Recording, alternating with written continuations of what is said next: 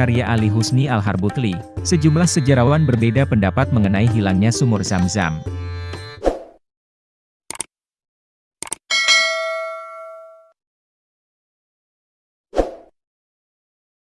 Sebagian dari mereka menganggap, hilangnya sumur Zam-Zam disebabkan faktor geografis, yakni adanya banjir bandang yang melanda Mekah jauh sebelum kelahiran Nabi Muhammad.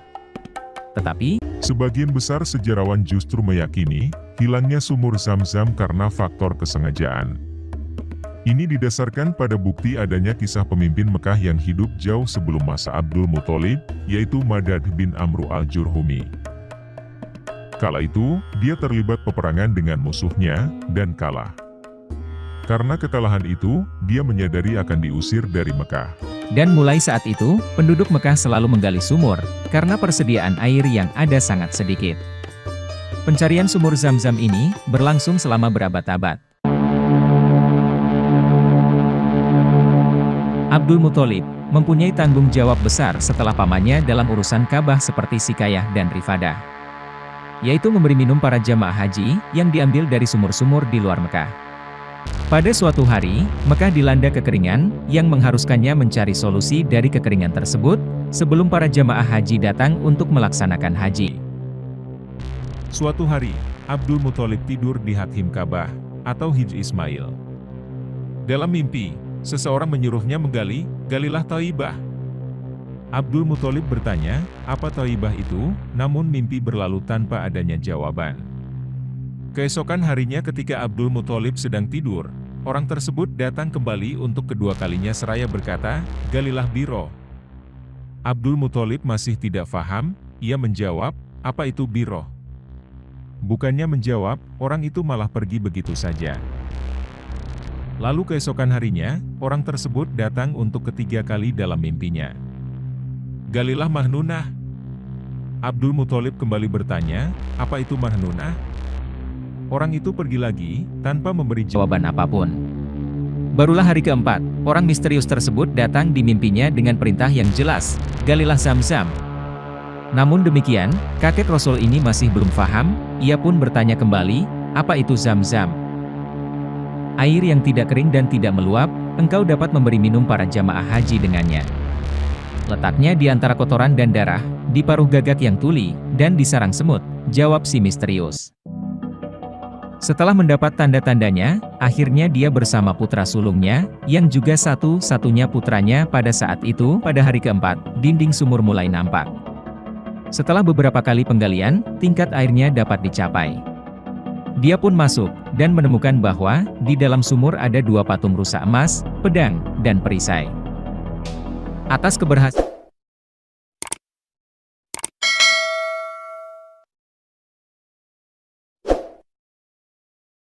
ini, Abdul Muthalib berseru, "Allahu Akbar," dan berkata, "Inilah sumur Ismail."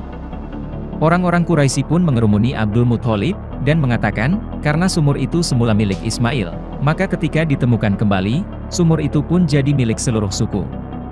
Abdul Muthalib menolak pendapat mereka, dengan mengatakan bahwa sumur itu merupakan karunia khusus dari Allah yang dianugerahkan kepada dirinya. Pada akhirnya, orang-orang Quraisy sepakat menyerahkan persoalan mereka kepada wanita arif dari suku Sa'ad di Syria. Setiap marga mengutus satu orang untuk mewakili marga bersangkutan. Abdul Muthalib, bersama putranya dan beberapa sahabat, berada dalam kafilah yang sama, namun Abdul Muthalib memiliki pemahaman dan persiapan tersendiri. Ketika perjalanan di tengah gurun, air yang dibawa Abdul Muthalib habis. Seluruh anggota kelompok lain tak mau berbagi air. Mereka nyaris mati. Abdul Muthalib menyarankan kelompoknya untuk menggali beberapa kuburan, agar kalau ada yang mati, maka tinggal menguburkannya saja. Dengan demikian, hanya satu orang saja yang matinya terakhir, dan yang tidak akan terkubur. Mereka pun menggali kuburan mereka sendiri. Kelompok lain cuma menonton saja, menaiki untanya, dan untanya pun bangkit. Pada saat itulah, kaki unta menjejak-jejak bumi. Dan tiba-tiba, keluarlah air yang sejuk lagi sedap rasanya. Abdul Muthalib mengucapkan, "Allahu Akbar." Para sahabatnya juga ikut mengucapkan, "Allahu Akbar." Mereka pun lalu mereguknya untuk menghilangkan dahaga, lalu mengisi penuh wadah-wadah air mereka yang terbuat dari kulit. Abdul Muthalib kemudian mengundang kelompok lawan untuk ikut mengisi wadah-wadah air mereka yang juga terbuat dari kulit. Sahabat-sahabat Abdul Muthalib merasa keberatan, namun Abdul Muthalib mengatakan, kalau kita berbuat seperti mereka, maka tak ada bedanya antara kita dan mereka. Seluruh kafilah pun mengerumuni sumber air itu. Mereka minum dan mengisi penuh wadah-wadah air mereka yang terbuat dari kulit. Kemudian mereka berkata, "Wahai Abdul Muthalib, demi Allah, Allah telah menentukan antara kamu dan kami. Dia telah menganugerahkan kemenangan kepadamu. Demi Allah, kami tak akan pernah berselisih denganmu tentang Zam-Zam. Tuhan yang telah menciptakan sumber air ini di sini, di gurun ini, untukmu telah menganugerahkan Zam-Zam kepadamu." Maka sejak saat itu, Zam-Zam pun menjadi milik pribadi Abdul Muthalib. Tariq Hussain. Tariq Hussain merupakan seorang insinyur desalting, atau insinyur kimia untuk memproduksi air minum dari air laut di Riyadh, dan sempat meneliti air Zam-Zam. Dalam laporan hasil penelitian kualitas air Zam-Zam, ia mengisahkan pernah melakukan penelitian pada tahun 1971. Ini bermula ketika setelah seorang dokter menulis kepada European Press, sebuah surat yang mengatakan bahwa air Zam-Zam tidak layak untuk diminum. Dia langsung berpikir, bahwa ini hanyalah bentuk prasangka buruk terhadap umat Islam. Dan karena pernyataannya didasarkan pada asumsi, bahwa karena Ka'bah adalah tempat yang dangkal di bawah permukaan laut, serta terletak di pusat kota Mekah, air limbah kota yang terkumpul melalui saluran air jatuh ke dalam sumur yang menahan air. Berita itu, sampai ke telinga Raja Faisal yang menjadi sangat marah, dan memutuskan untuk membantah pernyataan provokatif dokter tersebut. Dia segera memerintahkan Kementerian Pertanian dan Sumber Daya Air untuk menyelidiki, dan mengirim sampel air Zam-Zam ke laboratorium Eropa untuk menguji kemampuan air minum, dan Tariq pun terpilih untuk melaksanakan tugas ini. Pada tahap ini, Tariq tidak tahu seperti apa sumur yang menampung air itu. Dia lalu pergi ke Mekah dan menghadap ke pihak berwenang di Ka'bah sekitar 6 kali 4,5 meter. Ia kaget, karena sumur inilah yang menyuplai jutaan galon air setiap tahun untuk haji, dan jutaan galon untuk pengunjung sejak muncul pada masa Nabi Ibrahim berabad-abad yang lalu. Pimpinan Tariq memberikan komentar yang sangat tidak rasional, bahwa sumur Zam-Zam itu berhubungan secara internal ke Laut Merah.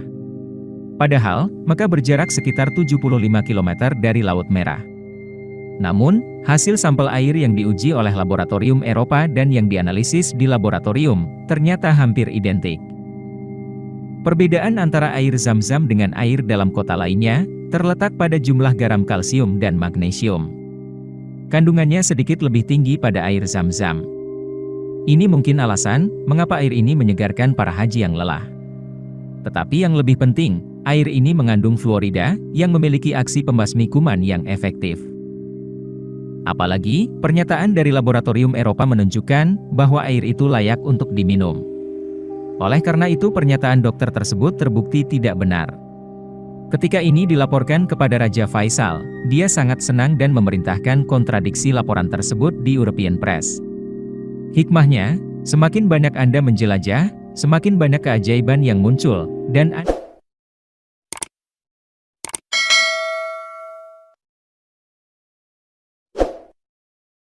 Anda menemukan diri Anda secara implisit percaya pada keajaiban air yang Tuhan berikan, sebagai hadiah bagi umat beriman yang datang dari jauh dan luas ke tanah gurun untuk berziarah. Inilah hasil penelitian Tariq, yang merangkum beberapa fitur air Zam-Zam. Pertama, sumur ini tidak pernah mengering, walaupun kebutuhan air selalu terpenuhi. Kedua, selalu mempertahankan komposisi garam dan rasa yang sama sejak pertama kali ada.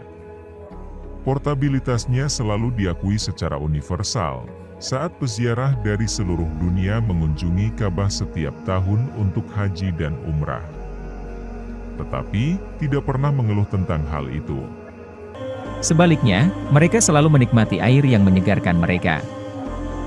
Ketiga, air terasa berbeda di tempat yang berbeda, karena daya tarik air Zam-Zam selalu universal. Keempat, air ini tidak pernah diolah secara kimiawi atau diklorinasi, seperti halnya dengan air yang dipompa ke kota-kota. Pertumbuhan biologis dan vegetasi biasanya terjadi di sebagian besar sumur. Hal ini membuat air menjadi tidak enak, karena pertumbuhan alga menyebabkan masalah rasa dan bau. Tetapi, dalam kasus sumur air Zam-Zam, tidak ada tanda-tanda pertumbuhan biologis.